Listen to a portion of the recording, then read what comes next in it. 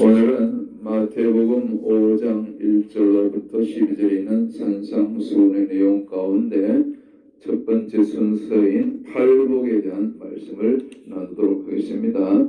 원래 이 교회 절기로는 오늘이 종료주일이기도 한데 저는 절기를 별로 따르지 않고 이렇게 그때그때 성령께서 주시는 말씀을 가지고 오늘 산상수훈을 그렇게 준비하였습니다.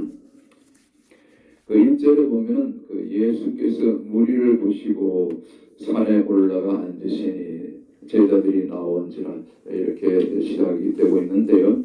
그 바로 직전에 4장에 보면은 많은 그 대화 본리를 중심으로 해서 유대와 요단강 또 다른 본문에 볼 것 같으면 자꾸 두로하시고 사마리아 방에서 많은 지역에서 이렇게 많은 병든 자들이 예수님의 소문을 듣고 사방에서 몰려와서 많은 무리들이 아마 적어도 수천 명 그렇게 몰려와서 예수님께 다 고침을 받게 되는 그런 장면들이 나옵니다. 그러니까 많은 무리가 지금 모여 있었죠. 그런데 예수님께서 잠시 그 무리를 떠나서 따로 산으로 올라가셨다는 그런 내용이 나옵니다.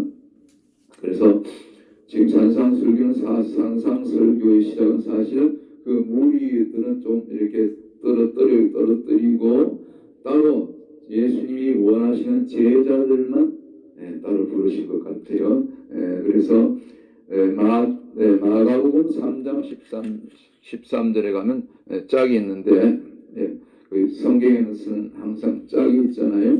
마가복음 3장 13절 한번 보시겠습니다. 마가복음 3장 13절입니다. 우리 한번 보시겠습니다. 시작. 또 산에 오르사 자기의 원하는 자들을 부르시니 나온지라. 이에 12을 세우셨으니 12 제자들 부르셨다는 얘기죠. 그래서 자기 원하는 자 이들이 누굽니까? 다시 본문으로 와가지고 사실은 제자들. 그래서 참 우리 선배 목사님도 오셨지만 저도 목사하고 그런데 그 설교를 이렇게 하는 것이 굉장히 어려운 것이 뭐냐면은 그날 설교를 들어야 될 그 대상, 그 청중이 누구냐에 따라서 사실 똑같은 본문이라도 이걸 조금 깊게 푸느냐 아니면 좀 쉽게 초신자 금방 불신자 상태에서 전도받아서 온 사람들한테는 어려운 설교 히브리어 헬라 이렇게 얘기하면 무슨 얘기인지 안 들어오잖아요. 그래서 참 이게 설교라는 것이 그 청중의 대상에 따라서 참 이렇게 가려서 구별해서 좀 수준을 레벨을 이렇게 좀 조정해서 그렇게 설교를 해야 되는 그런 어려움이 있는데 그런 것 같습니다. 주님도 보니까는 그 설교의 대상에 따라서 청중에 따라서 그 말씀을 하시는 그 수준이 다른 것 같아요. 오늘 이것을 우리가 이제 보게 되는데 그래서 사실은 이 마태복음 5장, 6장, 7장 산상보험 혹은 또 뭐라 그러죠?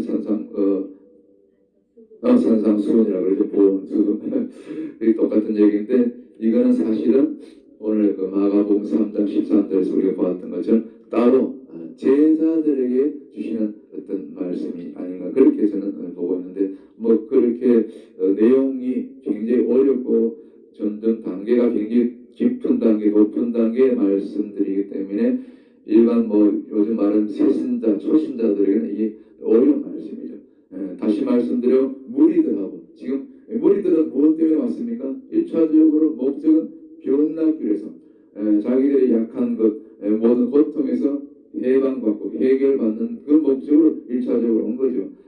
그 예수님의 소문을 듣고 온 수야로부터 온 지경으로부터 모든 앓는 자, 각색병, 고통에 걸린 자, 귀신 들린 자, 간질하는 자, 이런 자들 모든 병과 모든 약한 것에 이렇게 어려움을 겪는 그런 사람들이 몰려온 거죠. 그러니까 그분들을 이게 부류를 나뉜다면 무리고 예수님께는 무리고 근데 지금 산상수훈의 시작은 무리가 아니고 무리를 잠깐 떨어뜨리고 거리를 두고 따로 산에 올라가서 그렇게 높은 산은 아니지만 그 갈릴리 호수 주변에 약간 조금 야산 같은 곳이 있는데 산에 오르시사 따로 제자들만 불렀다. 자기가 원하는 자들은 불러서 그 이제 입을 열어 비로소 가르쳤더라. 그런 말씀이죠. 그래서 마태복음 이 5장, 6장, 7장, 특별히 8복도 마찬가지인데 이 설교의 대상 1차적으로 제자의 수준, 제자들에게 주신 말씀입니다. 그러니까 직전 사람들은 참 기적을 보기 위해서 왔는데 사실 기적 넘어서 기적은 기본이고 사실은 정말 주님이 원하시는 그런 들려주시기 원했던 말씀은 제자들의 삶, 제자들의 믿음, 제자들의 수준에 그에 맞는 말씀들 따로 이렇게 이제 그 팔복의 강화로부터 이렇게 시작을 하신 것 같아요.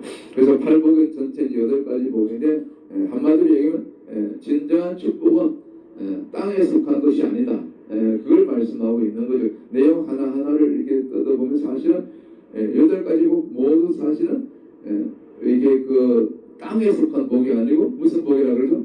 하늘에 속한 복. 다시 말씀드려서 영적인 복이다. 영적인 복을 얘기하고 있는 거죠. 그래서 영적인 복은 영에서 출발하는 것이 이 순서가 맞죠. 그래서 첫 번째 3절에 보시면 심령이 가난한 자는 복이 있나니 천국이 저희 것이며 제일 첫 번째 복이 심령으로부터 시작되는 거죠. 심령은 이제 그 원어로 보면 이제 히브리어로는 루아죠. 루아 영혼 유괴일 때 루아하고 이제 헬라어로 얘기하면 후니마죠. 뭐 같은 얘기죠. 그래서 영으로 시작해서 그 심령은 영으로 시작해서 이 팔복이 시작된다는 것이 우리가 좀 주의 깊게 원어적으로 좀 들어가는 그렇게 볼 수 있는 것이죠. 한마디로 이 우리가 받는 특별히 이 팔복의 모든 내용은 이 땅에 속한 것이 아니고 모두 영적인 복이다. 영에 속한 복이다. 근데 영으로 잘 되면 영이 잘 되면 땅에 속한 거 육은 저절로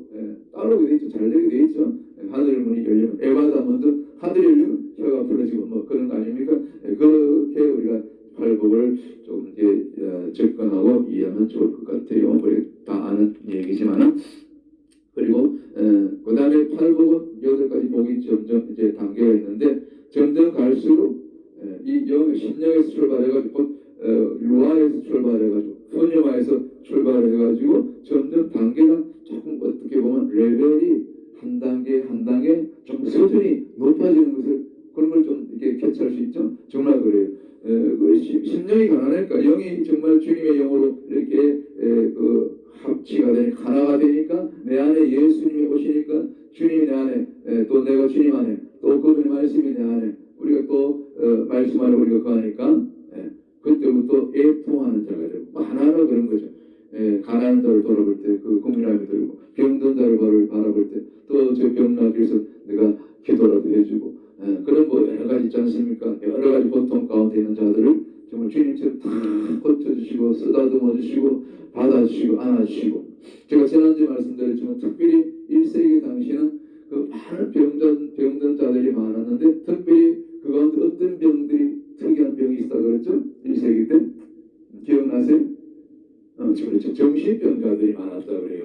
그 역사의 양 전승에 하면은 뭐 다른 온갖 종류의 병든 자들이 뭐 많은데 특별히 정신병자들이 많았다 그래요. 뭐 지금도 뭐 온 세상에 사람들이 영적으로 뭐 정신적으로 미쳐 들어가서 정신병자들이 많은데 물론 정신병자들하고 귀신 들리는 거하고 귀신병하고 조금 차이가 있죠. 엄격하게 나는. 근데 제가 그랬죠. 지난주 이웃 사촌이라고 결국 그것이 악한 영에 영향을 받으면 때로 미치기도 하고 정신병도 오고 그러잖아요. 그게 왔다 갔다 하는 거죠.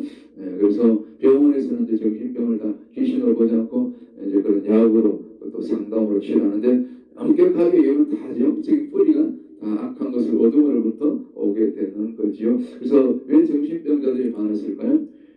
영적으로 혼미하는. 왜냐하면 그 이전에 말라기 이후에 몇 년 동안 400년 동안 영적인 암흑기였잖아요. 그러니까 영적인 암흑기를 지나면 그런 특이한 병들이 나타난다고 그렇게 볼 수 있는 거죠. 지난 우리가 한 4, 5년 전에 한 3년 동안 극심한 전 지구적인 이 팬데믹, 이 코비드-19을 겪었잖아요. 지구적인 전염병. 이제 그걸 그 히브리 원어로 보면 이제 데베르라고 그러는데 사실 데베르가 어디서 왔죠? 목사님 잘 아시겠지만